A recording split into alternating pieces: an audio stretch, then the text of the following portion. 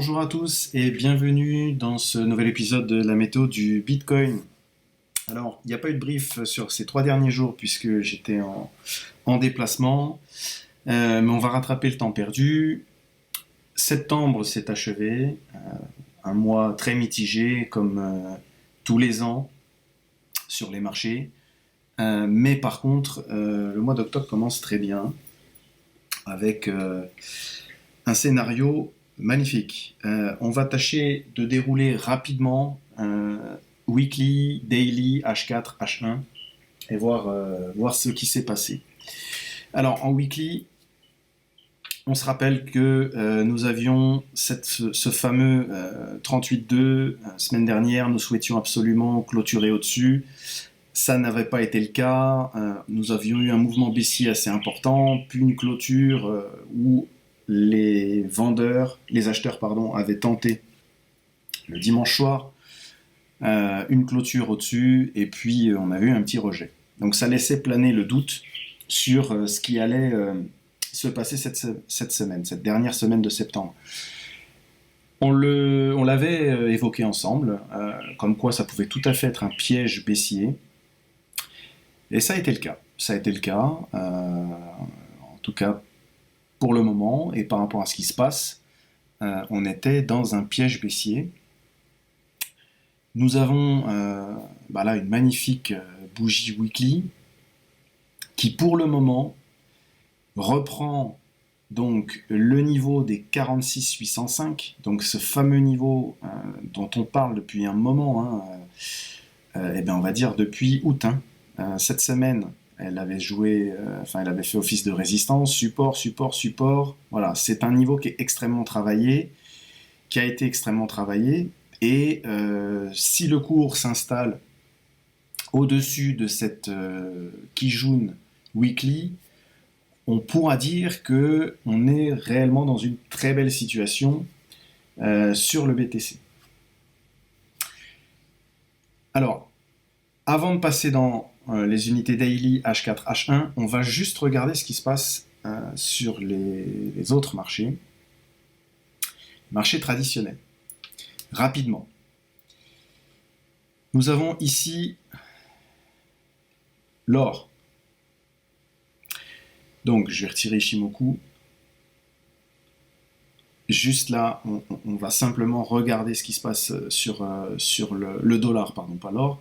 Donc le dollar, en fait, depuis un petit moment, il nous dessine un magnifique W weekly. Donc c'est quelque chose de très puissant. Voilà, on le voit très bien ici. Et on avait cette zone à break pour pouvoir valider cette structure en daily, parce qu'en fait on enchaîne des doubles bottoms dans des doubles bottoms, ce qui est absolument extrêmement bullish. On a break hier ce niveau, et malgré tout, puisque en toute logique, si l'or est fort, et ça s'est toujours produit, si le dollar, pardon, c'est parce qu'on va parler de l'or après, mais si le dollar est fort, en général, le Bitcoin l'est moins. Donc on a quand même eu peur que cette corrélation entre le Bitcoin et le dollar soit en défaveur du marché des cryptos. Pour le moment, c'est pas le cas. Parce qu'effectivement, on a eu ici un breakout du dollar, mais le Bitcoin a très bien réagi.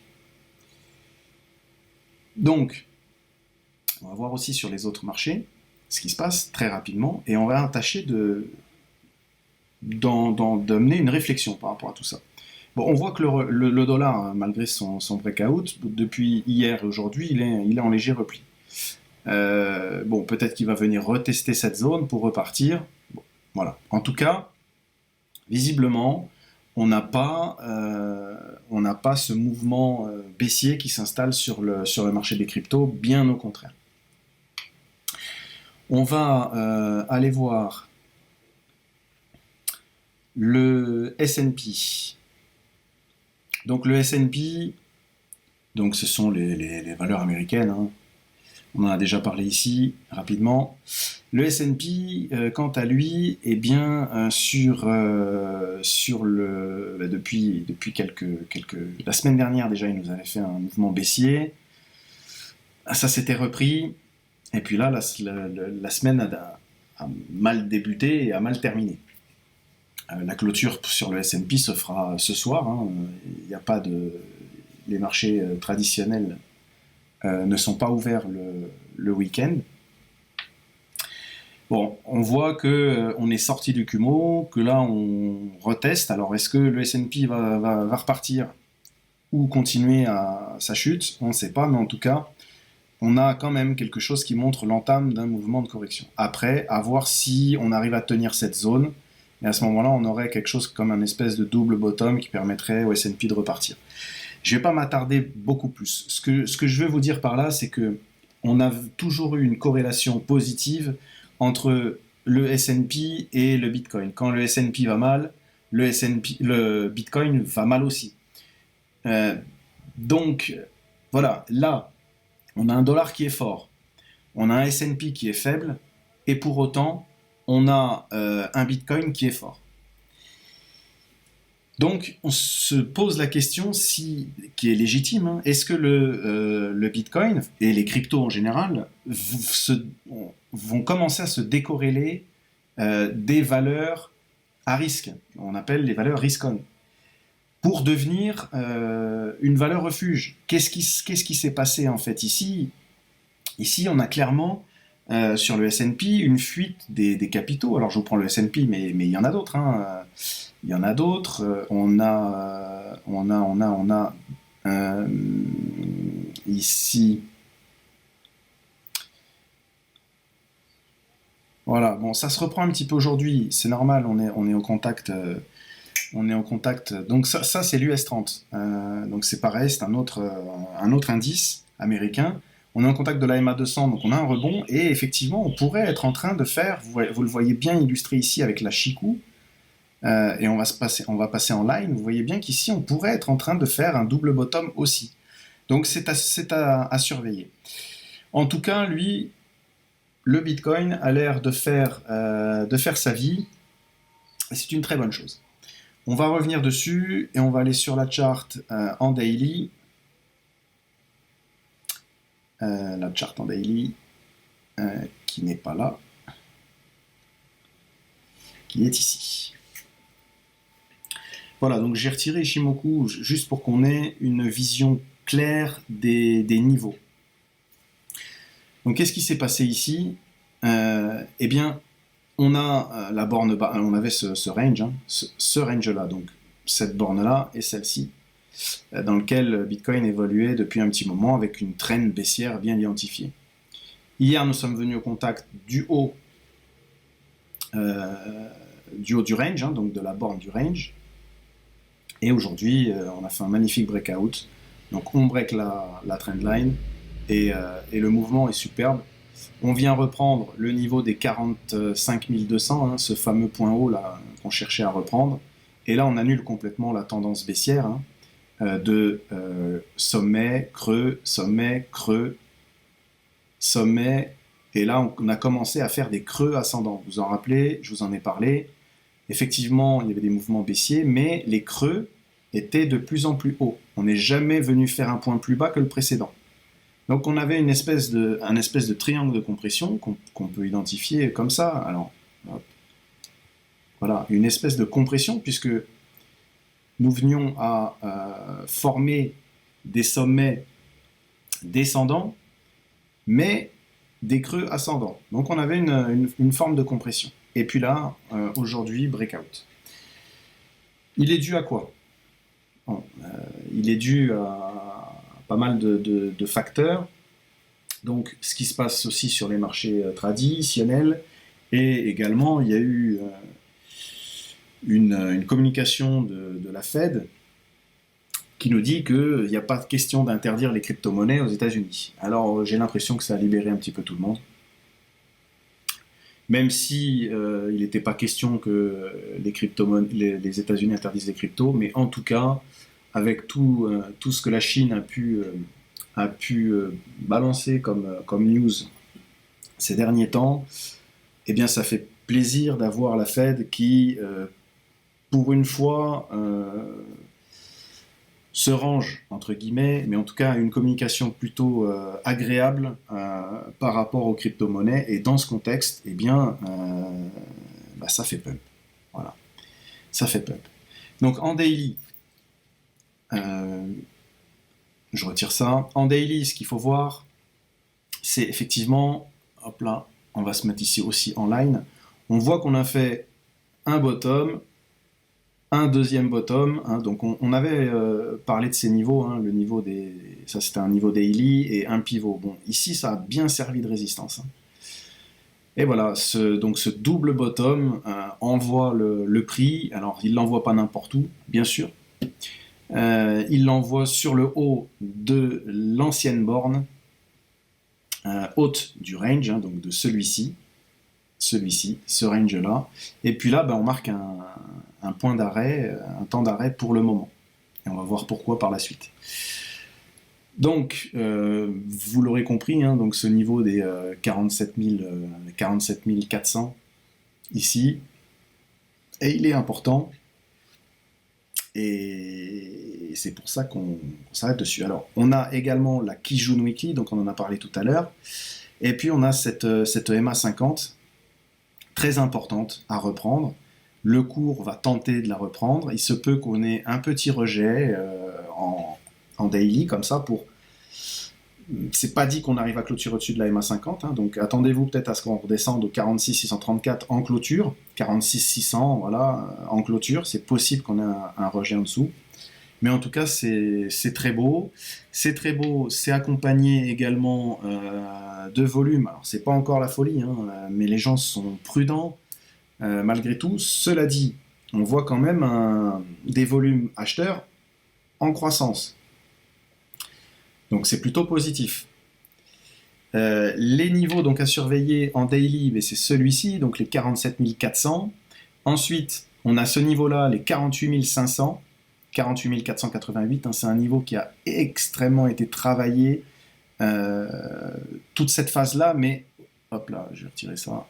Toute cette phase-là, mais aussi avant. C'est un niveau assez ancien et il a une grande importance. Donc si on arrive à sortir, encore une fois, vraiment de cette dernière borne de range, on va l'appeler le range inférieur et le range supérieur, si on arrive à s'extraire de là, bon, déjà, l'extraction de cette zone-là, c'est une très bonne chose. Maintenant, reste cet obstacle. Pour moi, reste les 48 500, et ensuite, on a les 49 700. Attention aussi, puisque là, on parle donc du mouvement baissier, donc depuis le top d'avril jusqu'au bottom. Je vais retirer les volumes, ça empêche la lecture, voilà. Jusqu'au bottom, au point le plus bas, hein, ici d'ailleurs, le point le plus bas, du 22 juin. Donc tout ce mouvement baissier, on est en train de le retracer, et on aura ce niveau-là, les 61,8, hein, où il faudra faire attention, donc aux 51 000 $. Donc là, il faudra faire attention à ce qui se passe. Et puis ensuite, écoutez, si ça se passe bien et qu'on arrive à péter ce niveau-là, eh bien, d'ici là, on aura refait des briefs pour qu'on puisse voir sur quel target on peut aller. Voilà, en termes d'indicateurs, il n'y a pas grand-chose à dire, hormis... voilà, là, on a effectivement un enchaînement de creux ascendant, un MACD qui cross boule. Voilà, les vendeurs, les acheteurs, pardon, reprennent la main sur ce mouvement. C'est très beau. Le RSI, on avait une trend, hein, pareil, qui nous a enchaîné un creux, un second creux, et là on a un cross boule du RSI. Voilà, c'est joli, très très joli. Ensuite, donc en H4. Alors, en H4, voilà, en H4, c'est là où on voit qu'effectivement, on a un niveau sur lequel on vient de buter et qui peut nous poser un petit peu souci. Là encore, dans le cadre du dernier mouvement baissier, donc les deux dernières jambes baissières de septembre, donc la première du 7 septembre et l'autre du 20 septembre, à peu près, on est dans le cadre d'un retracement. Dans le cadre d'un retracement, on voit ici que hier, non même pas hier, tout à l'heure, pardon, dans la nuit en fait, on a break la trend, testé les 38,2, là aussi qui ont été break d'une manière magnifique. Donc on est sorti du Kumo, on a repris ce dernier niveau, ce dernier sommet, et on a repris les 45 200. Et puis là on a eu un très très beau mouvement. Alors on va regarder les volumes aussi. Donc là par contre on voit effectivement qu'on a des volumes acheteurs qui sont vraiment croissants. Là on a de beaux volumes sur cette bougie. Donc une sortie de range avec un accroissement de volume. Donc ça c'est très bien, c'est très bon signe. Par contre, on est venu buter pile sur les 61,8. Rappelez-vous que dans le cadre d'un retracement, si on pète les 38,2, en général, on a une résistance qui se forme. Attendez, je retire les mains. On a une résistance qui se forme dans la zone des 61,8, 78,6. Voilà, là c'est ce qui se passe. Donc, ce qu'il faut savoir, c'est que nous avions énormément de liquidités qui attendaient au 44, à la sortie du Kumo, donc au 44 200, jusqu'au 44 700. On avait énormément de liquidités, donc des gens qui étaient short, et puis qui avaient leur stop ici, ou leur zone de liquidation ici, qui tentaient en fait, qui avaient tradé la sortie du range par le bas, ce dont beaucoup de gens avaient peur, c'est qu'effectivement on vienne break les 39 600, les 40 000, en gros que le support des 40 000 break. Donc de nombreux shorts avaient été ouverts avec des liquidations ici, et c'est ce qui a fait que cette bougie aussi a fait cette accélération importante, puisque les stops ont été pris et les liquidations se sont effectuées. Alors j'ai les liquidations, on fera le point demain là-dessus, pour voir un petit peu combien de shorts ont été liquidés sur ce mouvement qu'on peut qualifier de short squeeze.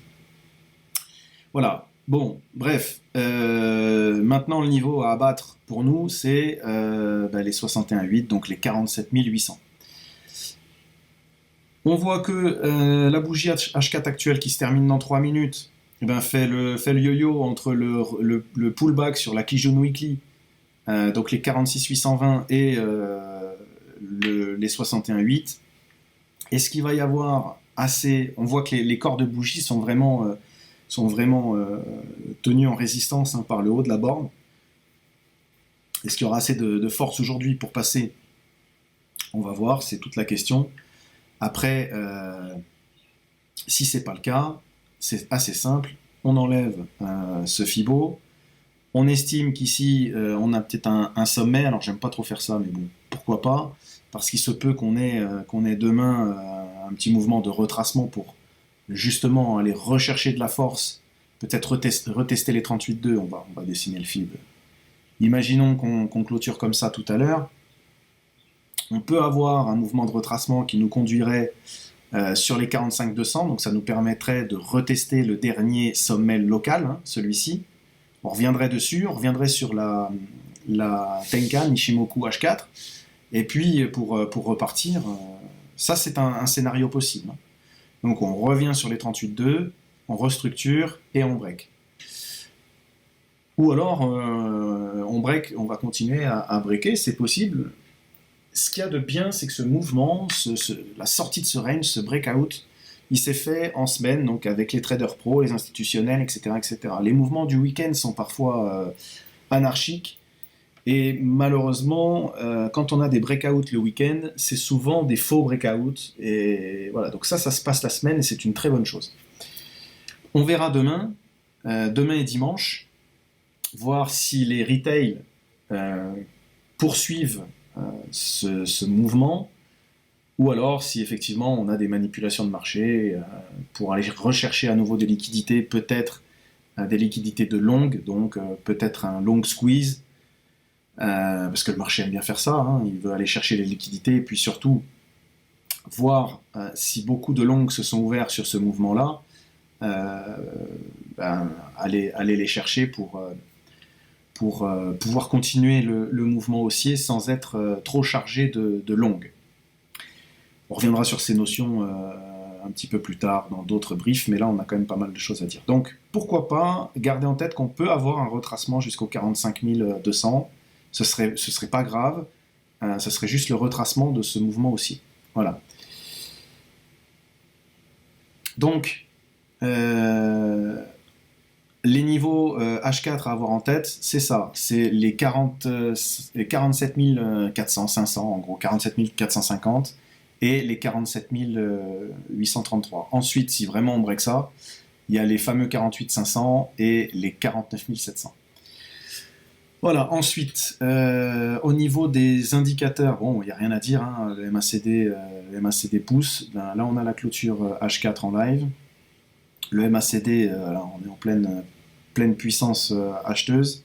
Bon, le RSI commence un peu à être dans des zones hautes, mais bon, il y a de la place encore. Hein. Et notre indicateur, lui aussi, a de la place pour aller rejoindre la partie haute de sa bande. Donc on va voir, est-ce que le mouvement va continuer ou est-ce qu'on va avoir assisté à un léger retracement.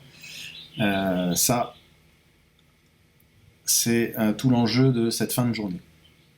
Alors, en H1, écoutez, on s'aperçoit de la pertinence de cette trend hein, qui vraiment, voilà, encore, bon, il y a eu tous ces contacts-là, elle part d'ici, bien sûr, du dernier point haut, là, d'ici. Donc c'était avant le mouvement baissier de septembre. Cette trend, elle a vraiment été respectée durant cette phase-là. Et puis hier, quoi. Hier et tout à l'heure, donc c'était quand? Ben voilà, c'était ce matin. Breakout, magnifique. On va rester uniquement sur la charte pour le moment. Hop là. Donc voilà, que dire de plus? On a le niveau de Fibonacci qu'on a identifié tout à l'heure, pour l'instant qui maintient le cours. On a cette sortie de zone qui là aussi, pour l'instant, on n'arrive pas à sortir de cette zone-là. C'est normal, on a quand même un mouvement haussier qui est important. En cas de retracement, on a vu, on aurait déjà dans un premier temps, on a vu en H4 avec Fibonacci, mais on aurait dans un premier temps, maintenant la Kijun Weekly qui sert de support, hein, bien sûr, parce que là pour l'instant elle a été reprise, donc elle va peut-être être retestée, elle a été retestée une fois, peut-être que le cours va osciller dans cette zone-là. Sinon, plus bas, nous trouvons donc la Tenkan au 46 300, et ensuite la Kijun en 45 350. Et puis nous avons les 45 200. Voilà en gros ce qui pourrait nous servir de support en H1.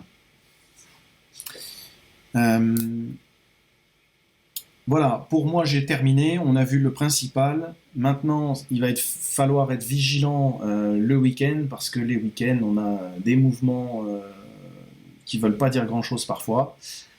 Donc à suivre. En tout cas, on a eu un très beau mouvement ici, et ça laisse présager un mois d'octobre et un dernier trimestre sous de bons auspices. Voilà.